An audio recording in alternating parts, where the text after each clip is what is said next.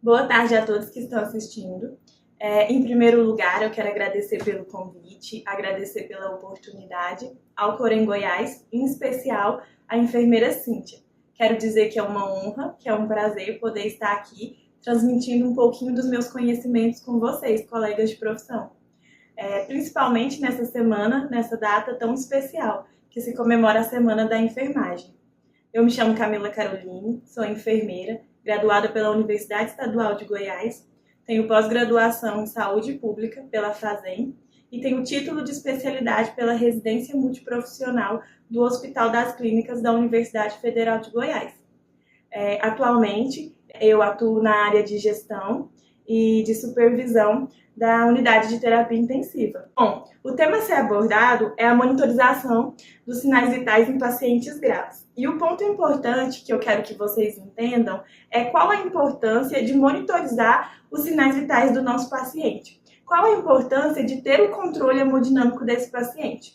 E também vou trazer alguns principais conceitos sobre a aferição de sinais vitais. Mas antes de tudo, a gente precisa de entender e de conceituar qual é o que define que o paciente ele é um paciente grave. E o que vai definir, o ponto principal que vai definir que esse paciente é um paciente grave, é aquele paciente que ele apresenta instabilidade. Ele pode apresentar instabilidade de um ou de mais dos seus sistemas orgânicos. É aquele paciente que ele não possui um bom prognóstico, aquele paciente que possui um risco de intervenções elevadas, que possui um risco de intercorrências, e aquele paciente, que tende a evoluir, tem aquele potencial de evoluir para óbito. Então, qual a importância de monitorizar os sinais vitais desse paciente? Os sinais vitais, ele vai dizer muito sobre a condição hemodinâmica do paciente. Ele vai dizer muito sobre a condição hemodinâmica do indivíduo. E o que é a condição hemodinâmica? A condição hemodinâmica nada mais é do que o conjunto de componentes físicos que constituem o bombeamento do sangue no sistema cardiovascular. Aquele conjunto que vai definir a circulação do indivíduo. E, nesse sentido, então, esse conjunto se diz respeito à aferição da pressão arterial, da frequência cardíaca, do fluxo sanguíneo e de vários outros parâmetros fisiológicos desse paciente. A investigação, de forma constante, de forma rigorosa, ela vai proporcionar para a gente parâmetros excelentes e vai proporcionar também intervenções rápidas e eficazes. E qual a finalidade disso? A finalidade é alcançar a regressão da condição clínica desse paciente a uma condição basal, a uma condição de normalidade, normalizar esses parâmetros. E é possível também que, através da monitorização dos sinais vitais do paciente, a gente consiga perceber dentro de um tempo hábil, dentro de um tempo rápido, a deteriorização clínica desse paciente. A gente possa perceber qualquer alteração de anormalidade e que a gente possa, dessa forma, oferecer uma intervenção rápida a esse paciente e uma intervenção efetiva, para que a gente consiga restabelecer o quadro clínico dele. Em pacientes graves, a monitorização dos sinais vitais é uma meta e ela deve ser alcançada, porque as circunstâncias que levam à internação, principalmente dentro da unidade de terapia intensiva, que é a unidade de referência para pacientes críticos, para pacientes que possuem esse quadro clínico grave, os parâmetros vitais eles vão ser indicadores para a gente. Eles vão ser indicadores muito significativos e que vão nos dar dados importantes, tanto quanto a condição clínica desse paciente, quanto a resposta que esse paciente está nos dando ao tratamento que ele está sendo submetido, às intervenções que estão sendo feitas. Então, quando a gente monitoriza o nosso paciente, quando a gente tem o controle da hemodinâmica desse paciente, significa que a gente tem esse paciente em nossas mãos. Então, quando a gente está ali, vigiando a hemodinâmica do nosso paciente, quando a gente está ali atento aos sinais vitais, atento aos parâmetros, atento às anormalidades, significa que a gente tem aquele paciente nas nossas mãos. Monitorizar o nosso paciente significa estar atento à perfusão, à oxigenação dos tecidos e células e saber que as pequenas variações que esse paciente vai apresentar em seus parâmetros vai nos predizer grandes desfechos para o quadro clínico desse paciente. É aí que entra a importância e o papel fundamental da enfermagem, porque a enfermagem que está à frente, a enfermagem é quem está à frente dessa atribuição, a enfermagem é quem faz o controle dos sinais vitais, é quem anota os sinais vitais, e é ela também quem vai perceber qualquer alteração no quadro clínico do paciente. Então, dentro da unidade de terapia intensiva, nos cuidados daquele paciente, na assistência àquele paciente grave, é recomendado que os sinais vitais eles sejam monitorados de forma rigorosa de 2 em 2 horas. E agora que já sabemos da extrema importância de ter o controle desses sinais vitais, a gente vai partir para alguns principais conceitos de aferição desses sinais vitais. Lembrando que a monitorização dos sinais vitais ela pode se dar por meio de 2 formas. A monitorização de forma invasiva e a monitorização de forma não invasiva. Dentro das formas não invasivas de se realizar a monitorização hemodinâmica, temos diversos parâmetros que a gente pode avaliar e que a gente pode observar nesse sentido.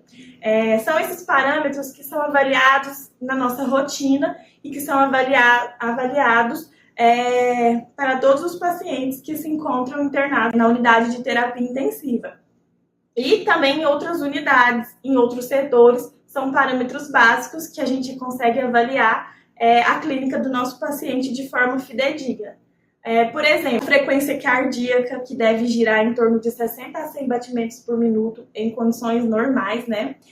O ECG contínuo, que ele vai ser dado através do monitor cardíaco, através do monitor multiparamétrico. Então, a gente tem que estar sempre observando se um papel importante da nossa equipe é observar se os eletrodos eles estão bem conectados, se eles não estão soltos, se as derivações estão corretas, se os cabos estão corretos, porque tudo isso pode alterar o parâmetro que o monitor está nos dando. Então, a gente também tem que estar atento sobre todos esses aspectos.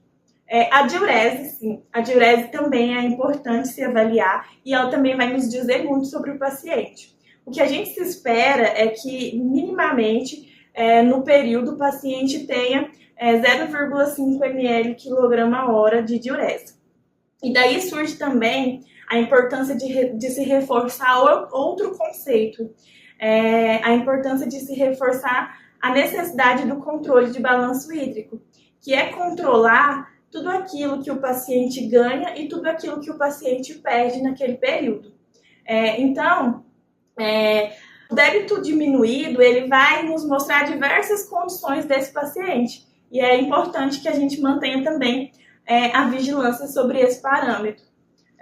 A saturação periférica, que deve estar entre 95% a 99% em condições normais. A capnografia, a pressão arterial, que também são parâmetros importantes e que devem ser observados na hemodinâmica do nosso paciente. A frequência respiratória, que a gente espera, né, uma frequência respiratória de até 24 incursões respiratórias por minuto. A temperatura, que a gente tolera uma temperatura de até 37,7 graus, não mais que isso, né? Então a gente deve se atentar quando a temperatura estiver maior do que esse parâmetro, do que esse valor, que pode estar nos dizendo também sobre a clínica do paciente. Perfusão periférica, que a gente espera para o nosso paciente uma perfusão um enchimento capilar, que ele não seja nem tão lento, mas que ele também não seja tão rápido. Então, a gente espera um tempo de enchimento capilar menor que 3 segundos. E o nível de consciência, por fim. Porque o nível de consciência, o nível de alteração da consciência aguda nos pacientes, ele precisa ser monitorizado e ele precisa ser observado mais de perto. Então, quando tem qualquer alteração no Glasgow desse paciente, já é uma alteração em que se deve preocupar, em que se deve monitorar, em que se deve fazer a vigilância desse paciente. Quanto aos métodos de monitorização hemodinâmica de forma invasiva, a gente tem como principais conceitos a pressão arterial invasiva, a PVC, que é a pressão venosa central, e a PIC, que é a pressão intracraniana, e que são conceitos que vão ser abordados e discorridos mais à frente. As formas de monitorização invasiva, embora ela nos permita uma condição de avaliação mais fidedigna e mais fiel dos parâmetros do paciente, ainda assim existem prós e contras, porque essas formas elas podem trazer alguns riscos ao paciente. Por exemplo, riscos de infecção, que é o risco mais comum entre todas as formas de monitorização invasiva. Agora que a gente já sabe, né, a importância da monitorização dos sinais vitais, eu irei me aprofundar dentro dos principais conceitos de aferição dos sinais vitais da monitorização da hemodinâmica dos pacientes. Referente à pressão arterial, eu quero que vocês entendam principalmente que ela depende basicamente de dois fatores.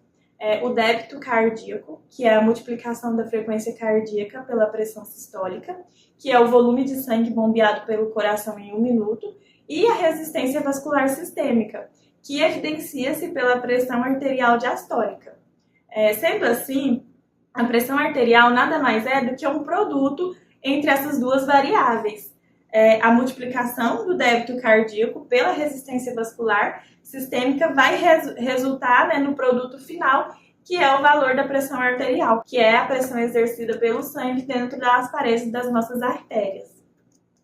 Ou seja, as patologias que influenciam no débito cardíaco, as patologias que influem na resistência vascular sistêmica, elas vão causar diretamente alterações no padrão, no parâmetro da nossa pressão arterial. A pressão arterial, ela também é uma forma de predizer o prognóstico do nosso paciente mediante a eventos adversos. Como assim?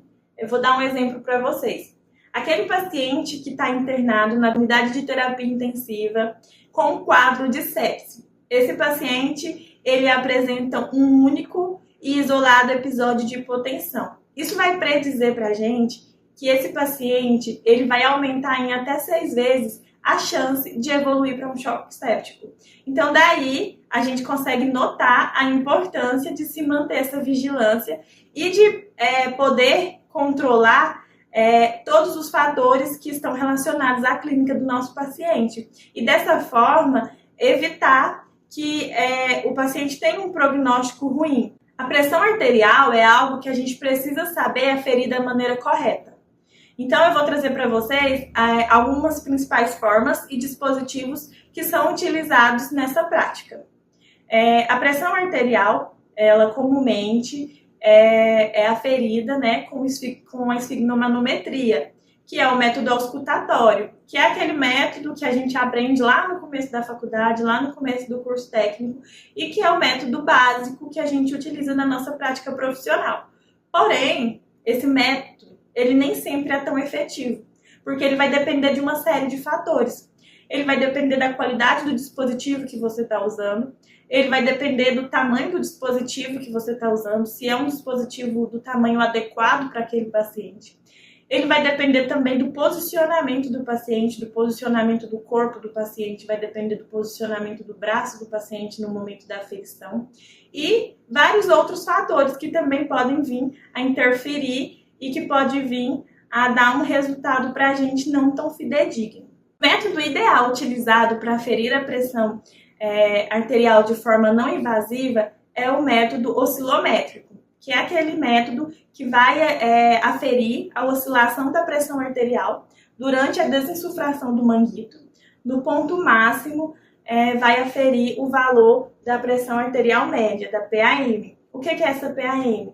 É a pressão arterial sistólica mais a pressão arterial diastólica vezes 2 dividido por 3, que vai nos dar um cálculo e que esse número ele deve ficar, né, nos parâmetros de normalidade de 60 a 100 milímetros de mercúrio. As vantagens desse método é que ele possui menos suscetibilidade a ruídos e também ele vai demandar de uma quantidade de recurso humano menor, porque ele não vai precisar de que um profissional ele vá até o paciente e afira a pressão arterial com toda aquela metodologia, né, do esfigmomanometria. Então, o monitor ele já vai nos dar esse valor direto E também a gente pode regular, né? A gente pode programar o nosso monitor em intervalos regulares para que essa pressão seja aferida de tempos em tempos, de acordo com a necessidade do nosso paciente.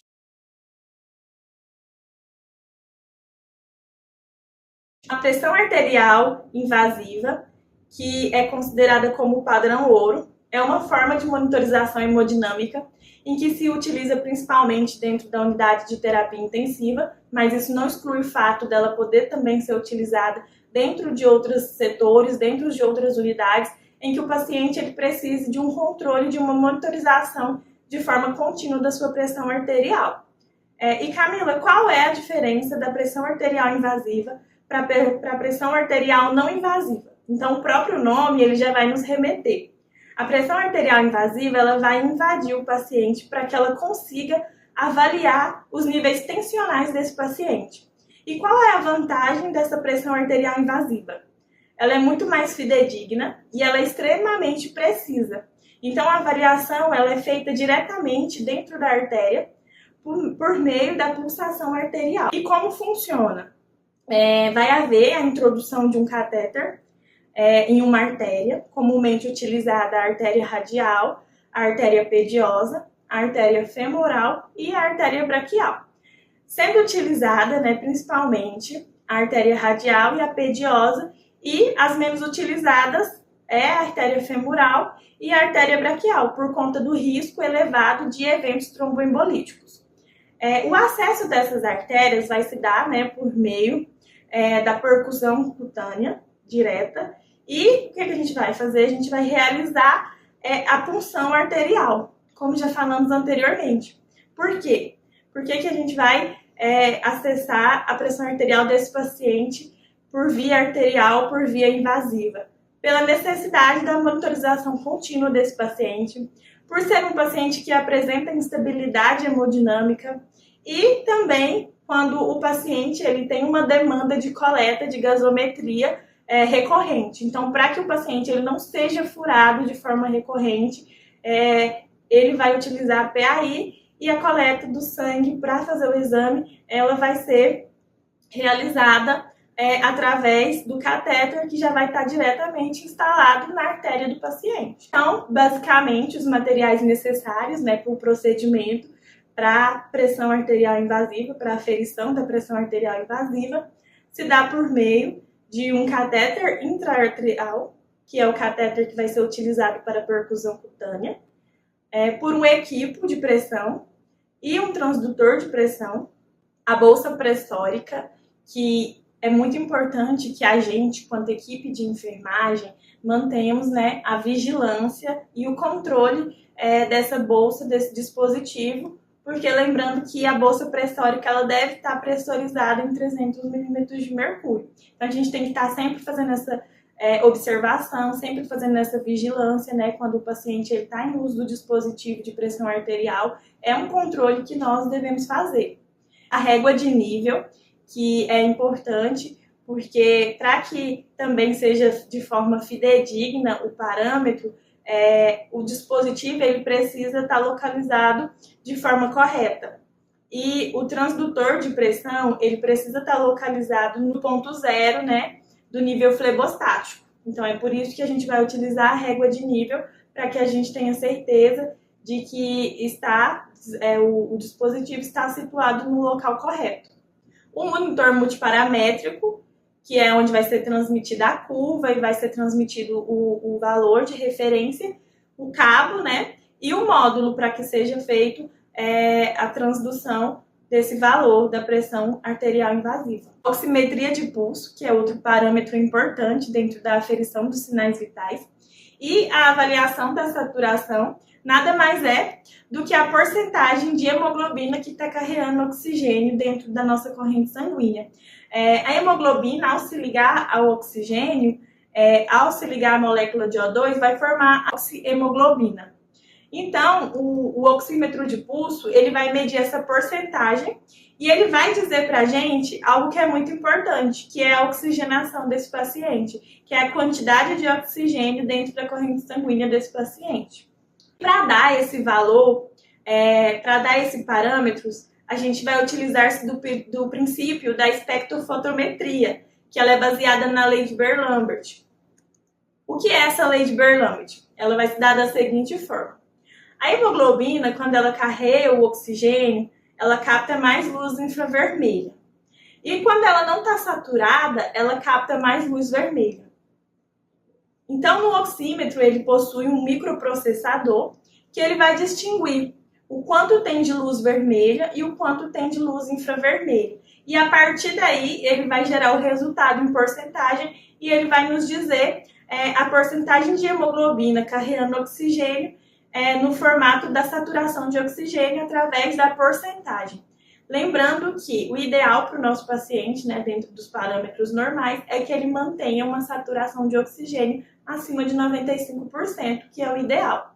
E só lembrando que a gente deve estar atento também a fatores que podem interferir na leitura e podem alterar o resultado, como, por exemplo, a temperatura. Então, lembrando que se o membro do paciente estiver muito frio, o oxímetro ele não vai conseguir fazer essa leitura ou ele também não vai conseguir fazer essa leitura de forma fidedigna.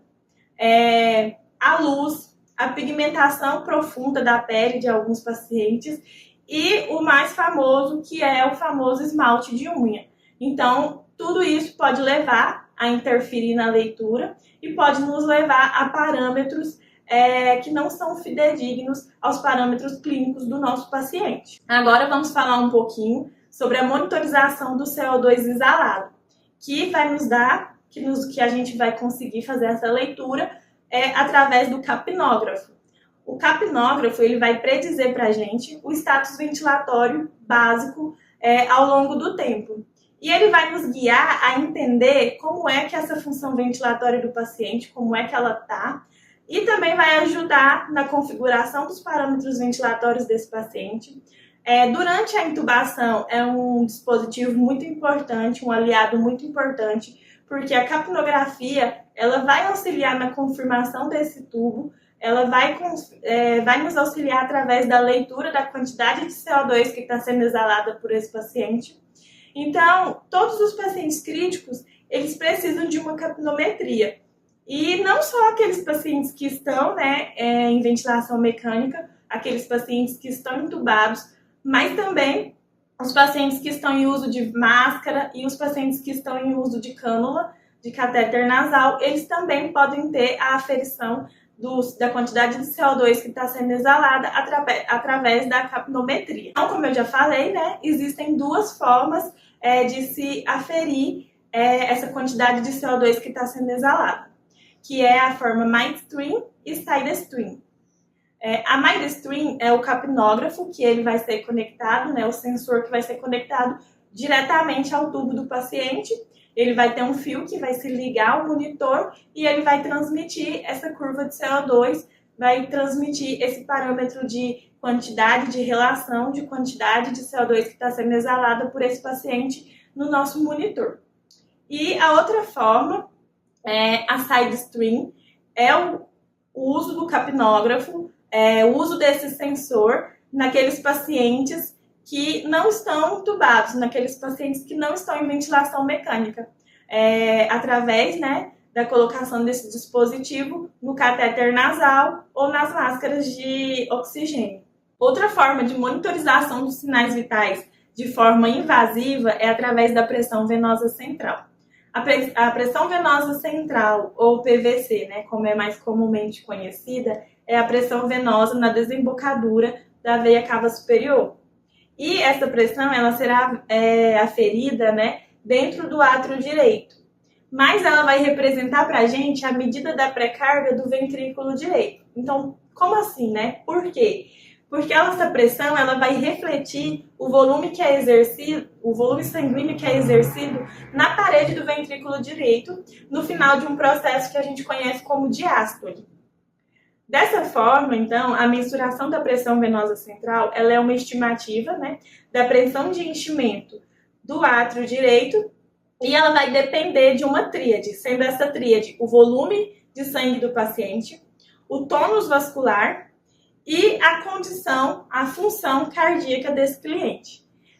Então, a pressão venosa central e a monitorização dessa pressão venosa central, ela vai nos dizer sobre a volemia do nosso paciente, e dessa forma a gente vai conseguir monitorizar essa volemia e também a função cardíaca desse paciente grave, desse paciente crítico. E como é feita essa medida? Ela é medida, né, através de um catéter que é inserido, pode ser como principais sítios de inserção a veia jugular, a veia subclávia e a braquial. Lembrando que, para que essa medida também seja fidedigna, o catéter ele precisa estar inserido na desembocadura da veia cava superior.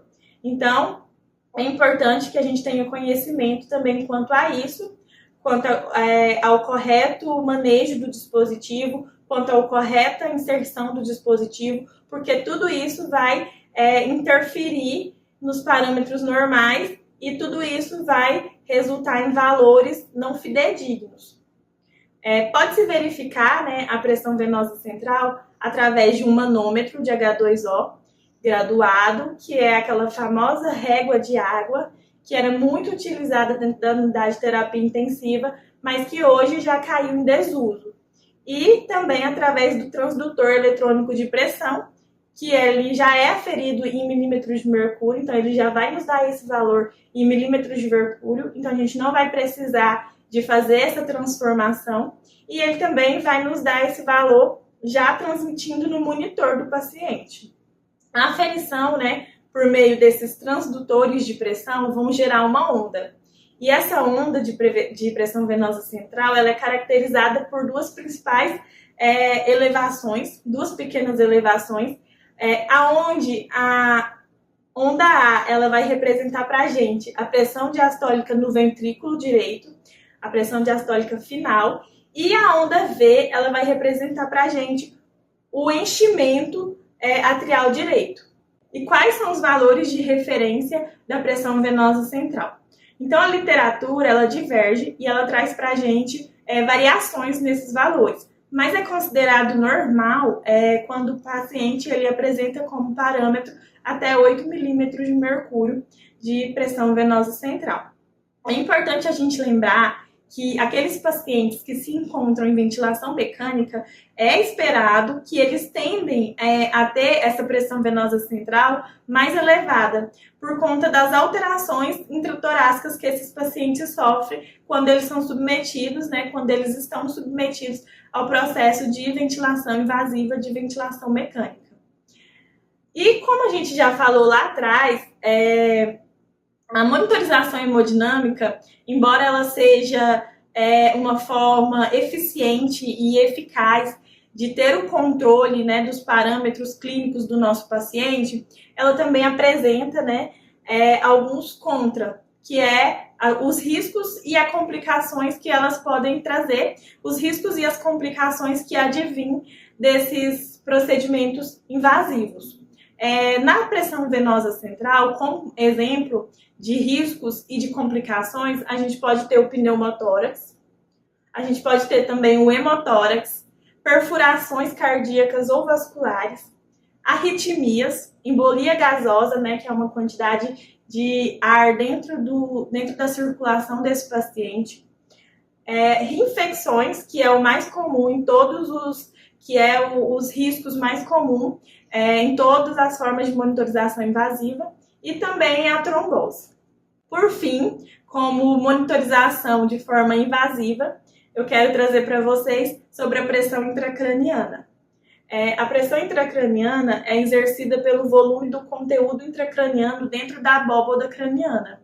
E podemos dividir os principais componentes desse conteúdo craniano em 4, sendo eles o crânio, que é uma parte rígida desse conteúdo e que ele não vai se modificar, mesmo diante das alterações de pressão que o crânio pode sofrer, mesmo diante da pressão intracraniana, ele não vai sofrer modificações. Então, ele é uma caixa rígida que não irá permitir nenhuma forma de expansão diante dessas alterações dos outros componentes.